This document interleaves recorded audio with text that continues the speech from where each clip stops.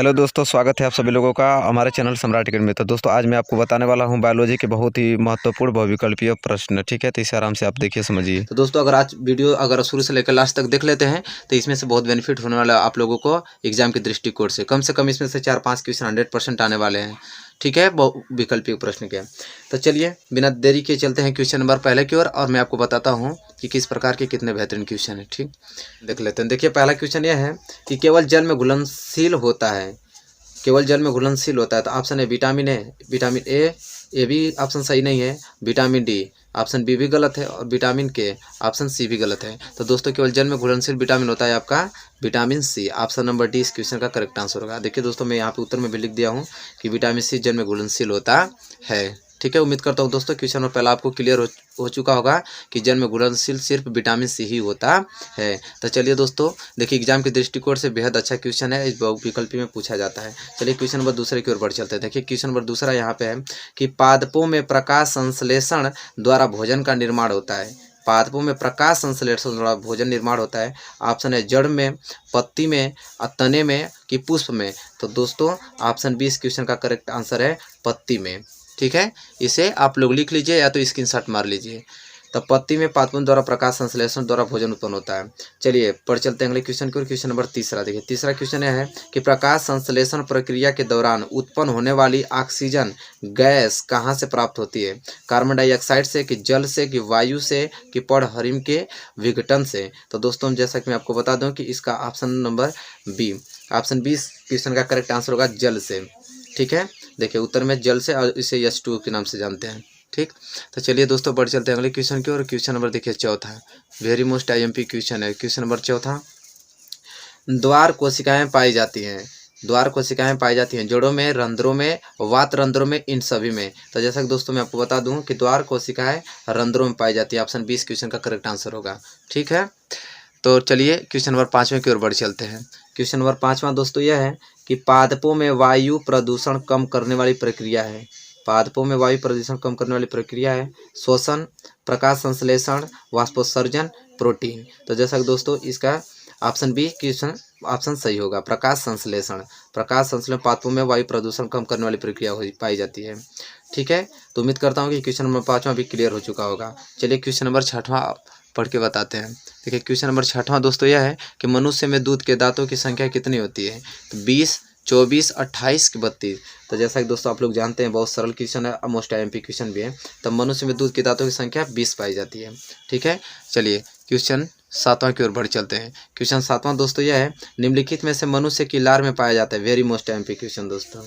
ठीक है, यह क्वेश्चन की एग्जाम के दृष्टिकोण से बेहद अच्छा क्वेश्चन है कि मनुष्य की लार में पाया जाता है टायलिन, लाइसोजाइम, पेप्सिन कि ए और बी दोनों। तो जैसा कि दोस्तों मैं आपको बता दूं कि मनुष्य की लार में दोनों पाई जाती हैं, टायलिन भी पाया जाता है और लाइसोजाइम भी पाया जाता है। इसलिए इस क्वेश्चन का करेक्ट आंसर ऑप्शन डी होगा, ए तथा बी। चलिए दोस्तों बढ़ चलते हैं अगले क्वेश्चन को, क्वेश्चन नंबर 8वें की ओर। तो दोस्तों क्वेश्चन नंबर 8वां है कि फुफ्फुस धमनियों से अशुद्ध रुधिर चला जाता है हृदय में, फेफड़ों में, शरीर की अग्र एवं पश्च धमनियों में, कि ऑप्शन डी दाएं अलिंदा में। तो दोस्तों ऑप्शन बी इस क्वेश्चन का करेक्ट आंसर होगा फेफड़ों में। फुफ्फुस धमनियों से अशुद्ध रुधिर कहाँ चला जाता है दोस्तों? तो फेफड़ों में चला जाता है। ठीक है, ये क्लियर होगा आप लोगों को। चलिए बढ़ चलते हैं अगले क्वेश्चन और क्वेश्चन नंबर 9 की। चलिए दोस्तों क्वेश्चन नंबर 9 देख लेते हैं। फेफड़ों में शुद्ध रुधिर आता है, ये वेरी मोस्ट IMP क्वेश्चन है दोस्तों। ठीक है, ये भी बहुत बार एग्जाम में पूछा गया है। फेफड़ों में शुद्ध रुधिर आता है बाएं अलिंदा से, दाएं अलिंदा से, बाएं नीले से, दाएं नीले से। तो जैसा कि दोस्तों आप लोग जानते हैं इस क्वेश्चन का ऑप्शन नंबर सी सही है, बाएं नीले से फेफड़ों में शुद्ध रुधिर आता है। चलिए बढ़ चलते हैं अगले क्वेश्चन के, क्वेश्चन नंबर 10वें की ओर। क्वेश्चन यह है कि फ्लोएम द्वारा भोजन का स्थानांतरण होता है। ऑप्शन है सुक्रोज के रूप में, प्रोटीन के रूप में, हार्मोन्स के रूप में, कि वसा के रूप में। जैसा कि दोस्तों आप लोग जानते हैं कि सुक्रोज के रूप में। ऑप्शन ए इस क्वेश्चन का करेक्ट आंसर है। तो चलिए दोस्तों बढ़ चलते हैं अगले क्वेश्चन को, क्वेश्चन नंबर 11 की ओर। क्वेश्चन नंबर 11 दोस्तों है कि मनुष्य में मुख्य उत्सर्जी अंग क्या है? मनुष्य में मुख्य उत्सर्जी अंग क्या है? वृक्क, फेफड़े, त्वचा, यकृत। तो जैसा कि दोस्तों ऑप्शन नंबर ए इस क्वेश्चन का करेक्ट आंसर होगा वृक्क। वृक्क मनुष्य में मुख्य उत्सर्जित अंग होता है। ठीक है, चलिए क्वेश्चन नंबर 12वें की ओर बढ़ चलते हैं। Question number 12 very most important question है। वृक्क बना होता है, वृक्क किससे बना होता है? मूत्रवाहिनियों से, कि पेल्गियम नलिकाओं से कि नेफ्रॉन से कि शुक्रजनक नलिकाओं से? तो दोस्तों ऑप्शन सी इस क्वेश्चन का करेक्ट आंसर है नेफ्रॉन से। ठीक है, तो दोस्तों अब तक 12 क्वेश्चन मैंने बता दिया, वेरी मोस्ट एमपी क्वेश्चन है। तो इसी के साथ बढ़ चलते हैं अगले क्वेश्चन की ओर, क्वेश्चन नंबर 13। तो चलिए दोस्तों क्वेश्चन नंबर 13 देख लीजिए।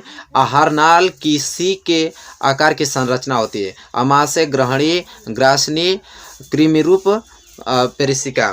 तो इसका ऑप्शन बी सही उत्तर होगा, ग्राहणी। आहारनाल सी के आकार की संरचना कितना ग्राहणी या कितना सेंटीमीटर दोस्तों? तो 25 सेंटीमीटर लंबी होती है। ठीक है, ये आपको क्लियर होना चाहिए। चलिए प्रश्न 14वां की ओर बढ़ चलते हैं। देखिए प्रश्न नंबर 14 है, यकृत स्रावित करता है लार को, अग्नाशय को, जठर रस को, पीत रस को? तो दोस्तों यकृत स्रावित करता है, ये ऑप्शन डी इसका क्वेश्चन का करेक्ट आंसर है, पीत रस को करता है। यकृत किसको स्रावित करता है? पीत रस को। देखिए यहाँ पे लिखा भी है कि यकृत से पीत रस का श्रावण होता है। तो क्लियर हो गया होगा। चलिए क्वेश्चन नंबर 15 की ओर बढ़ चलते हैं। क्वेश्चन नंबर 15 देखिए, अग्नाशयी रस किसके पाचन में सहायक होता है? अग्नाशयी रस किसके पाचन में सहायक होता है? प्रोटीन के, प्रोटीन में वसा के, प्रोटीन में कार्बोहाइड्रेट के ऑप्शन डी इन सभी में? तो दोस्तों मैं आपको बता दूं कि अग्नाशयी रस किसके पाचन में सहायक होता है? तो प्रोटीन के भी, और प्रोटीन में वसा के भी, और प्रोटीन में कार्बोहाइड्रेट के। तो उत्तर क्या होगा? ऑप्शन डी इन सभी के, तीनों से। तो इन सभी इस क्वेश्चन का करेक्ट आंसर होगा। चलिए प्रश्न उत्तर 16 की ओर बढ़ चलते हैं। देखिए प्रश्न उत्तर 16 है, पीत का निर्माण होता है। पीत का निर्माण किससे होता है? पित्ताशय के, यकृत से, कि अग्नाशय के, वृषक से? तो दोस्तों जैसा कि आप जानते हैं पीत का निर्माण किससे होता है? यकृत से होता है। तो इस क्वेश्चन का बी ऑप्शन सही होगा। तो प्रश्न उत्तर 17 को बढ़ चलते हैं। प्रश्न उत्तर 17 है कि एटीपी तथा NADP2S का निर्माण होता है माइटोकॉन्ड्रिया में, क्लोरोप्लास्ट में, कि प्राक्सिसोम्स में, कि लाइसोसोम्स में? तो दोस्तों इस क्वेश्चन का आंसर है ऑप्शन ए, माइटोकॉन्ड्रिया में एटीपी तथा NADP2S का निर्माण होता है। तो इस तरह आपको याद करना है। वेरी मोस्ट एमपी क्वेश्चन सभी क्वेश्चन है दोस्तों। अगर 20 क्वेश्चन आप पढ़ लेते हैं तो कम से कम 3-4 क्वेश्चन फंसने वाले हैं एग्जाम में। ठीक है, इसे लिख लीजिए या तो स्क्रीनशॉट ले लीजिए। चलिए प्रश्न उत्तर 18वां बढ़ चलते हैं। 18वां देख लेते हैं। तो देखिए प्रश्न 18वां है कि ग्लाइकोलाइसिस के अंत में कितने एटीपी अणुओं का लाभ होता है? 2, 0, 4 की 8? तो दोस्तों आपको बता दूं कि ग्लाइकोलाइसिस के अंत में एटीपी के अणुओं का लाभ कितने? 2 होता है। तो 2 एटीपी अणु होते हैं। प्रश्न उत्तर चलिए देख लेते हैं। प्रश्न उत्तर 20वां देखिए। प्रश्न 19वां दोस्तों, सॉरी 19वां है, मनुष्य के हृदय में कोष्ठोवेस्मों की संख्या होती है? 1, 2, 3, 4? तो दोस्तों ऑप्शन डी इस क्वेश्चन का करेक्ट आंसर होगा, 4 होती है। मनुष्य के हृदय में फेफड़ों, चाहे उसे वेस्म बोलते हैं, उसकी संख्या कितनी होती है? 4 होती है। तो चलिए दोस्तों आज के लास्ट क्वेश्चन की ओर बढ़ चलते हैं। क्वेश्चन नंबर, तो चलिए दोस्तों आज का क्वेश्चन नंबर 20वां लास्ट क्वेश्चन देख लेते हैं। यकृत संश्लेषित करता है? तो यकृत शर्करा को संश्लेषित करता है कि रुधिर को, कि यूरिया को, प्रोटीन को? तो दोस्तों इस क्वेश्चन का सही आंसर होगा ऑप्शन सी, यूरिया को संश्लेषित करता है यकृत।